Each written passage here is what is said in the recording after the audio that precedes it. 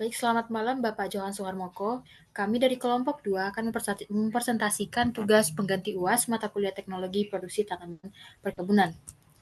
Berikut merupakan anggota kelompok 2. Nah, yang pertama, prinsip-prinsip umum budidaya tanaman perkebunan dan juga konsep water management. Yang pertama, dari segi pemilihan lokasi dan lahan, di mana iklim atau suhu, kelembaban, intensitas cahaya, dan juga curah hujan harus sesuai dengan kebutuhan tanaman. Kemudian yang kedua, topografi harus menghindari erosi dan juga memperhatikan kemiringan yang tepat. Kemudian yang ketiga, dari segi tanah, harus memiliki pH, tekstur, kandungan hara, dan drainase yang mencukupi atau memadai sesuai dengan kebutuhan tanaman. Kemudian pemilihan varietas unggul, di mana varietas yang dipilih merupakan varietas dengan produktivitas yang tinggi, tahan hama dan penyakit, dan sesuai iklim atau kondisi tanah tersebut. Kemudian yang ketiga merupakan persiapan lahan.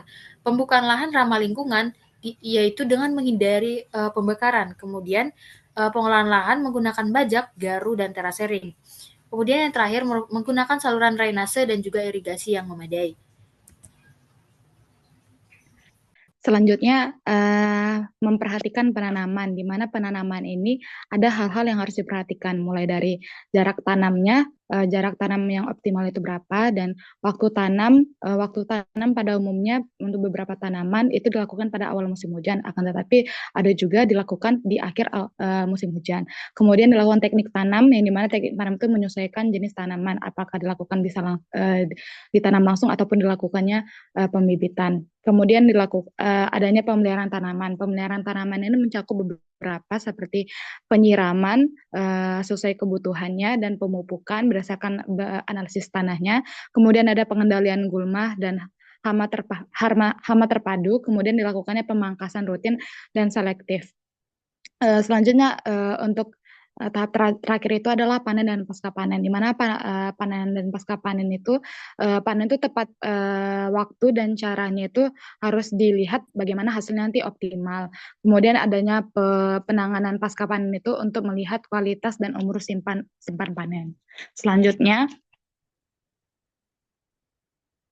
untuk konsep water management pada lahan itu dengan curah hujan yang tinggi dengan 3.000 mm per tahun itu memiliki beberapa tantangan utama, yaitu adanya kelebihan air, erosi, pencucian unsur hara, dan potensi penyakit akibat kelembaban tinggi. Oleh karena itu dilakukannya beberapa manajemen untuk pengairan ini, yang seperti pertama dilakukannya sistem saluran drainase efektif seperti adanya saluran premier, sekunder, dan tersier yang tertera pada gambar, di mana nanti hal ini tuh dapat dirancang dengan kemiringan yang cukup untuk mengalirkan si kelebihan air ini secara tepat keluar dari area pertanaman. Kemudian dilakukannya terasering. Terasering ini pada umumnya dilakukan pada lahan-lahan miring atau lahan itu curam. Hal ini, terasering ini dilakukan agar dapat memperlambat aliran permukaan dan mencegah erosi sehingga memungkinkan penyerapan air. Kemudian dilakukannya rorak ataupun serapan air, di mana serapan air ini nanti kita dapat membantu menampung air sementara air dan mencegah aliran permukaan yang cepat dan mengisi kembali cadangan air tanah jika pada masa musim kemarau pendek. Kemudian itu dilakukannya pengolahan vegetasi penutup tanah. Yang pertama itu vegetasi penutup tanah itu seperti tanaman penutup tanah atau cover crop, di mana nanti dia akan mencegah erosi, memperbaiki struktur tanah, dan meningkatkan infiltrasi air. Kemudian pemanfaatan sisa tanaman atau memperhatikan mulsa, di mana menutupi permukaan tanah itu dapat mengurangi erosi dan mempertahankan kelembapan tanah. Dan untuk si mulsa ini dapat dipertimbangkan agar tidak terjadinya penyebabkan kelembapan yang berlebihan. Kemudian dilakukannya pemilihan tanaman toleransi, di mana itu kita melihat varietas perumunan yang lebih toleran terhadap kondisi basah atau genangan air sementara.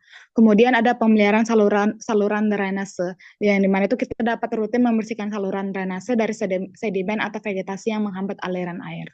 Selanjutnya.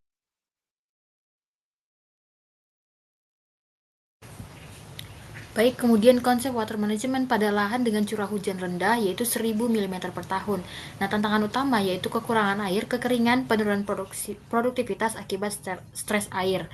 Nah, yang pertama, dilakukan irigasi suplementer atau utama, di mana penggunaan irigasi tetes, irigasi sprinkle, dan irigasi permukaan sangat dianjurkan. Seperti pada gambar, terdapat beberapa jenis irigasi yang dapat dilakukan pada tanaman-tanaman perkebunan. Nah, kemudian yang kedua, peningkatan kapasitas menahan air tanah, di mana dilakukan penambahan bahan organik dan penggunaan mulsa untuk menahan air tanah atau membantu infiltrasi air terhadap tanah. Kemudian yang ketiga, ada konservasi air dan tanah, yaitu dengan pembuatan embung atau bendungan kecil dan juga sumur resapan seperti pada gambar merupakan gambar embung atau bendungan kecil yang sangat berguna untuk konservasi air tanah.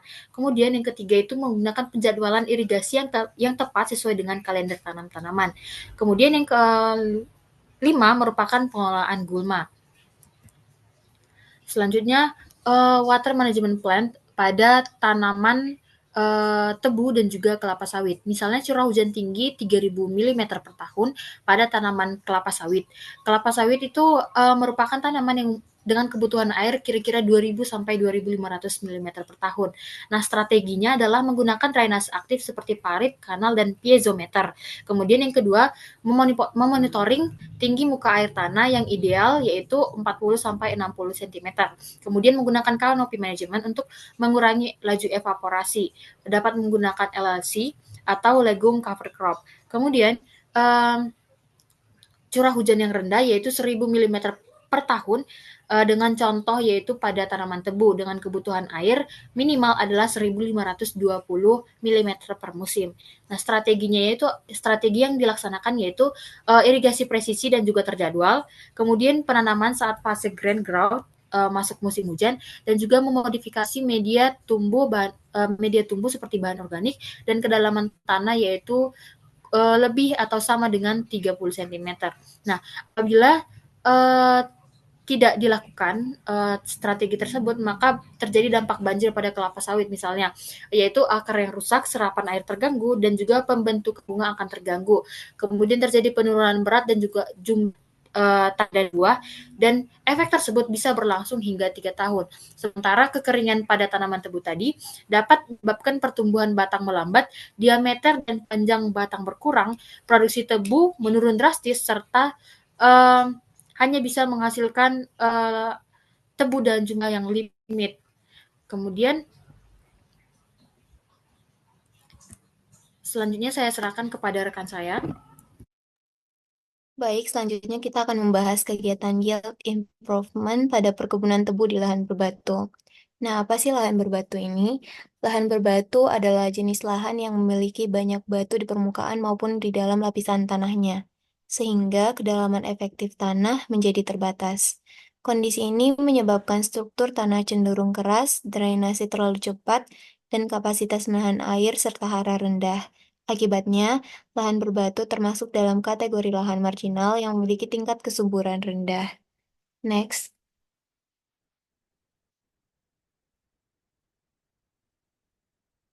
Oleh karena itu, kita memerlukan strategi yield improvement yang efektif. Di antaranya itu, pertama, pengolahan lahan awal. Nah, lahan berbatu memiliki tekstur keras, porositas tinggi, dan tanah dangkal yang menyulitkan pertumbuhan akar. Pengolahan dilakukan dengan cara berikut. Pertama, membuang batu besar dan memanfaatkan batu kecil sebagai galengan. Kedua, tanah digemburkan secara bertahap hingga 3 musim tanam menggunakan bajak, disertai pencampuran bahan organik. Selanjutnya, penanaman cover crop seperti legum untuk memperbaiki struktur tanah dan kandungan organik tanah. Nah, langkah selanjutnya itu adalah mengoptimalisasi pemupukan. Lahan berbatu memiliki kandungan hara rendah karena minim bahan organik serta hara mudah tercuci akibat drainase yang cepat. Berikut merupakan strategi yang dilakukan. Pertama itu, melakukan uji tanah. Tujuannya untuk menentukan pH dan kebutuhan nutrisi tanah. Selanjutnya ada melakukan pemupukan dasar menggunakan NPK 300 sampai 500 kg per hektar, bisa menggunakan dolomit jika pH tanah rendah.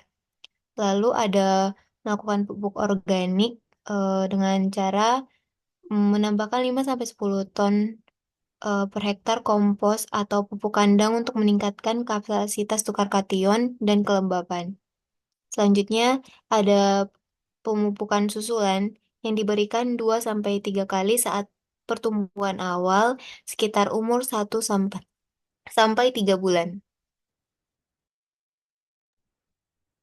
Selanjutnya adalah penyusunan. Ini memicu beberapa tumbuhan dapat membantunya beradaptasi dan tetap tumbuh optimal di lahan yang berbatu. Umumnya memiliki yang lahan yang memiliki keterbatasan seperti air buruk, daya serap air rendah, dan perakaran yang sulit menuju tanah. Nah, yang merupakan ciri-ciri bibit yang berkualitas itu seperti memiliki daya tumbuh yang tinggi, perakaran yang kuat, tahan terhadap stres lingkungan, dan juga sulit penyakit. Berikut adalah varietas yang direkomendasikan seperti PSBM 901, toleran terhadap kondisi lahan kering dan berbatu, perakaran yang kuat dan mampu tumbuh baik di lahan tertata. Ada juga PMT 76 sampai 16, di mana keunggulannya sendiri adaptif terhadap tanah berbatu dan crop yang haranya sedikit. 862, di mana varietas ini juga cocok ditanam di lahan yang kering dan tahan terhadap kekeringan. Lalu yang terakhir ada bel atau lawang. Ini merupakan salah satu varietas yang unggul.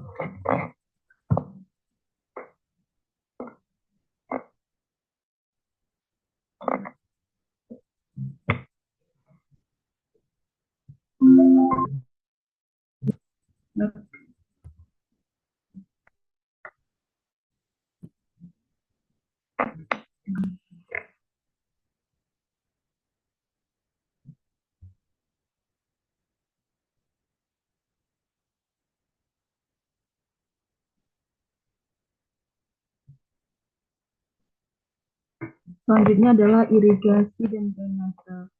Nah, kan lahan tebu berbatu itu kan sangat kering karena porinya besar dan sulit untuk menyimpan air.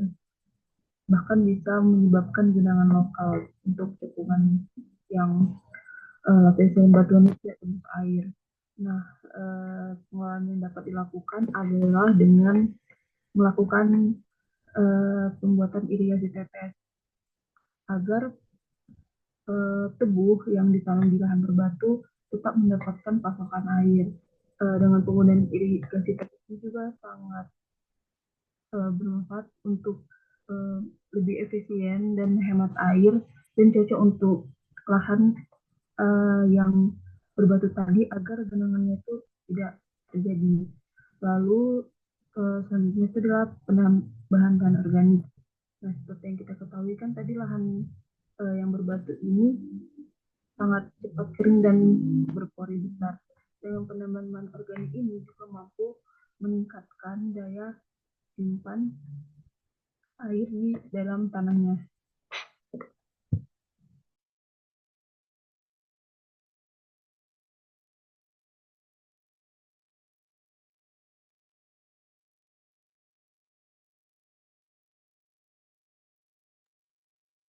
Baik, selanjutnya yaitu kegiatan yield improvement pada perkebunan kelapa sawit di lahan rendah atau lowland area. Yield improvement atau peningkatan hasil panen pada perkebunan kelapa sawit di lahan rendah merupakan serangkaian kegiatan agronomis dan manajerial yang bertujuan untuk meningkatkan produktivitas tanaman per satuan luas lahan secara berkelanjutan. Nah, hambatan utama dalam kegiatan yield improvement pada perkebunan kelapa sawit di lahan rendah ini meliputi kondisi tanah yang tergenang atau jenuh air, yang menyebabkan akar kekurangan oksigen dan mudah terserang penyakit seperti Ganoderma. Selain itu, drainase yang buruk, rendahnya kesuburan tanah, dan juga kadar keasaman yang tinggi, serta keterbatasan akses terhadap benih unggul dan teknologi spesifik lokasi juga menjadi tantangan tersendiri. Faktor-faktor ini juga menghambat penyerapan hara, pertumbuhan optimal tanaman, dan efisiensi pemupukan, sehingga dapat menurunkan potensi hasil yang maksimal. Next. Selanjutnya, kegiatan yield improvement di lahan rendah, yaitu yang pertama, perbaikan drainase dan manajemen air. Nah, pada lahan yang rendah itu sering mengalami lahan tergenang, yang dapat menyebabkan stres akar, pembusukan akar, atau terkena penyakit ganoderma, dan juga penurunan penyerapan nutrisi, sehingga diperlukan untuk pembuatan saluran primer, sekunder, dan tersier, serta watergate atau check dam yang berfungsi untuk mengatur tinggi muka air agar sesuai dengan kebutuhan kelapa sawit, yaitu sekitar 40-60 cm di atas permukaan tanah. Selain itu, juga pengaturan drainase berfungsi untuk mencegah pencucian unsur hara berlebih dan juga mendukung aerasi tanah. Next.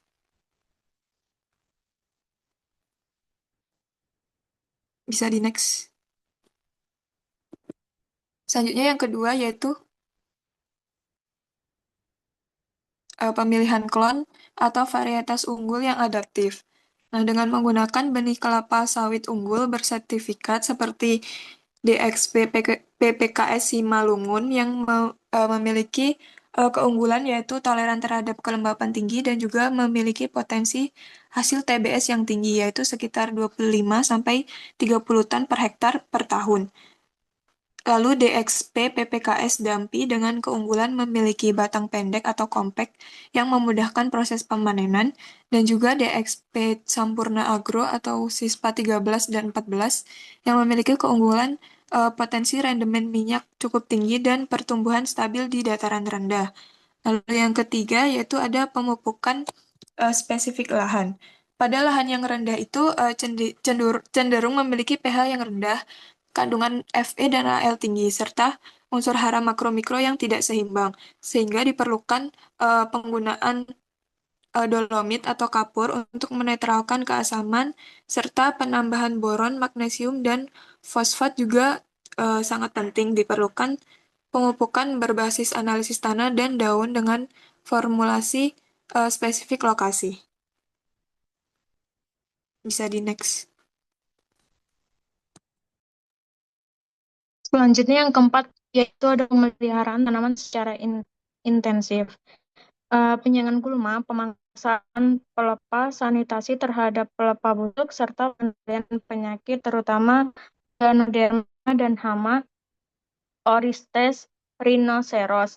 Eh, yang kedua, monitoring secara skala terhadap kesehatan pohon dan tanda-tanda stres tanaman juga menjadi bagian dari manajemen intensif. Next.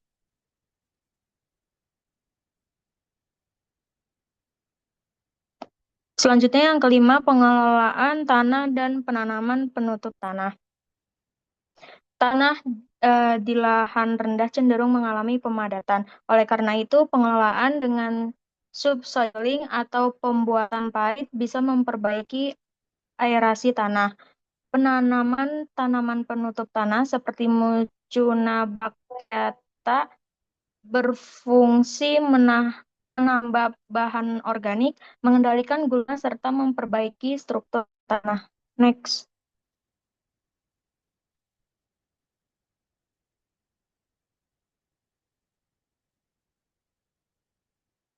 Yang keenam ada replanting atau peremajaan tanaman.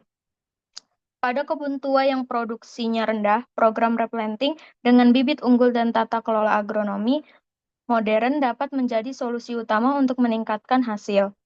Lalu, replanting di lahan rendah harus memperhatikan waktu tanam, kondisi drainase, dan teknik pembukaan lahan yang ramah lingkungan atau tanpa bakar.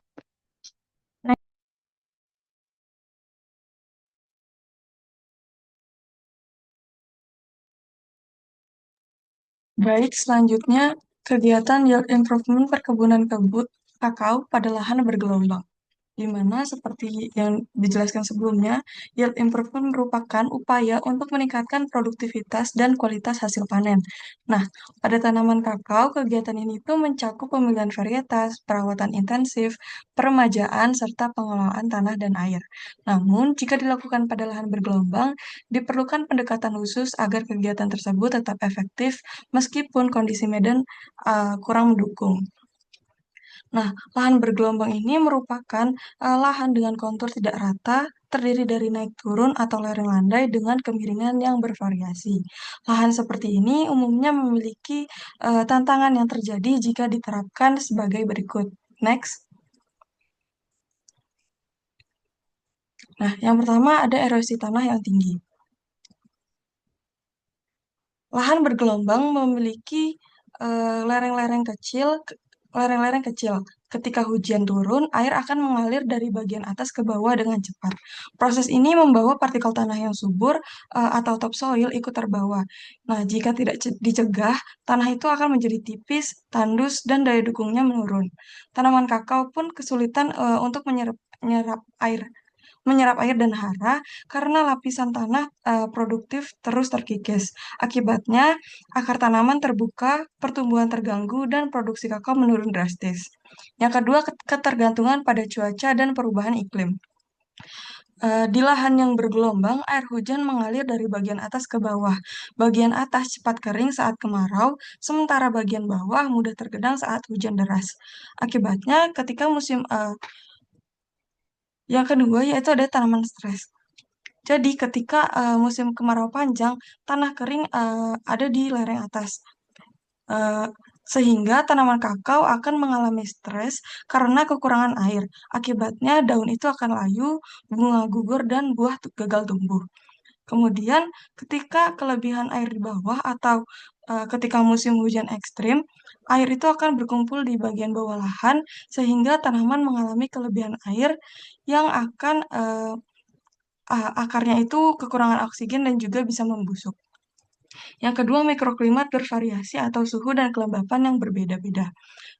Posisi lahan mempengaruhi intensitas sinar matahari dan juga sirkulasi udara. Hal ini menciptakan mikroklimat yang berbeda dalam satu kebun. Sehingga pertumbuhan tanaman itu bisa jadi tidak seragam. Selanjutnya, rentan penyakit, di mana ketika ketika tanaman yang lemah itu karena cuaca ekstrim karena adanya cuaca ekstrim akan lebih mudah terserang penyakit seperti busuk buah. Selanjutnya ada produktivitas yang menurun. Karena ketidakseimbangan lingkungan, tanaman kakao ini tidak bisa tumbuh optimal. Akibatnya panen menurun dari segi jumlah dan juga kualitas, sehingga diperlukannya kegiatan yield improvement eh, yang akan dijelaskan oleh rekan saya.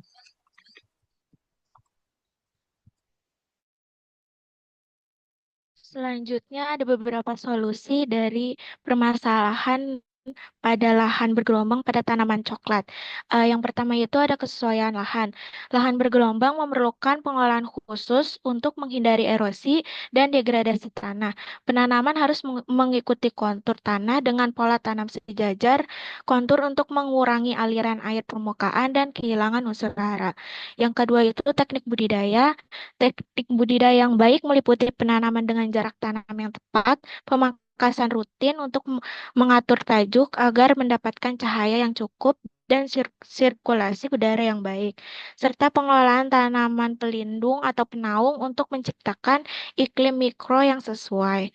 Yang ketiga, rehabilitas dan peremajaan tanaman. Tanaman kakao yang sudah tua atau kurang produktif dapat diperbaiki dengan teknik sambung samping menggunakan klon unggul. Teknik ini mempercepat masa pembuahan dan meningkatkan kualitas serta kuantitas hasil panen. Yang keempat ada pohon penaung. Pada lahan bergelombang yang cenderung terpapar sinar matahari langsung, penggunaan tanaman penaung dapat membantu melindungi tanaman kakao dari suhu ekstrim sehingga mendukung pertumbuhan dan hasil panen yang lebih baik.